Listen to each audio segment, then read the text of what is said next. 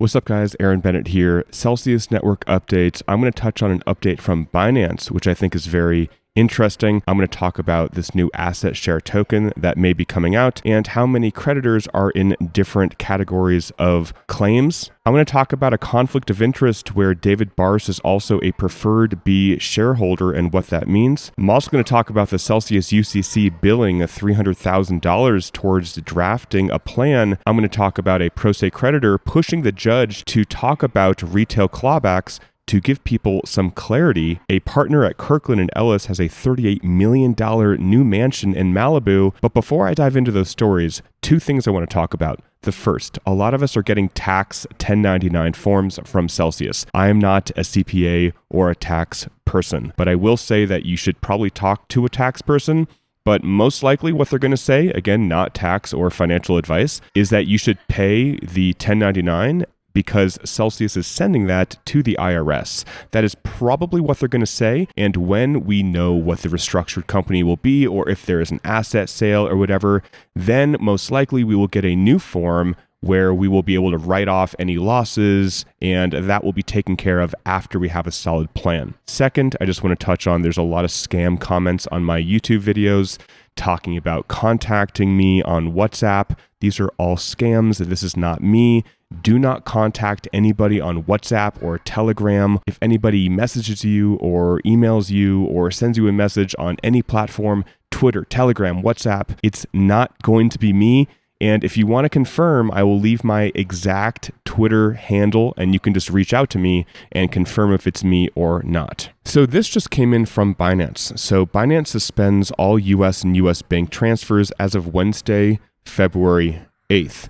But the thing is that this is not Binance US. We have the official Binance US customer support saying that Binance US and Binance are separate entities. So some people are saying, oh my gosh, Voyager is screwed or all this stuff like that. But what people are seeing is this. We are writing to inform you that we are suspending USD deposits and withdrawals after February 8th. So this is some news, but again, it is way too soon in order to create FUD around this. Next, taking a look at this sheet. Now, this shows all of the Celsius creditors, how much their claims are worth, and then how many people fall into these categories. And this has to do with that convenience class that Celsius was going to say they will use. Essentially, people under a certain threshold will just get most of their crypto back in cash, and they will not get a vote. So I do find it interesting right here, as if I can scroll down, that there are a ton of people, I would say the vast majority of people are going to be under around $10,000 for their claim. We can see that there are 438 creditors, $1 to $41 million, and we have 63,000, 10 to 100,000. So we will see what happens here, but it is interesting to see this breakdown. Next, taking a look here, we have David Barse, who is on the restructuring committee. Well, he's also a preferred B shareholder. Now, this means that he is an equity shareholder and has equity in the company. You can see right here, David Barse, he invested in the Series B shares. You can also see Bank to the Future right here invested in the Series A, and they have quite a large stake in Celsius. And what Cam Cruz says about this problem is that an equity investor, meaning David Barse, running the bankruptcy, meaning that's what he's doing, running the bankruptcy restructuring, is incentivized to prefer high-risk plans because they need to fill the hole to get anything back. They get nothing from a straightforward unwinding, so they're perfectly happy to take risks with what is left of our deposits. What this means is that in order for the equity shareholders to get money back, which is ironically what happened in court today, they need the hole to be filled. Therefore, the unsecured creditors will get their full share, and then the equity shareholders will get their money back.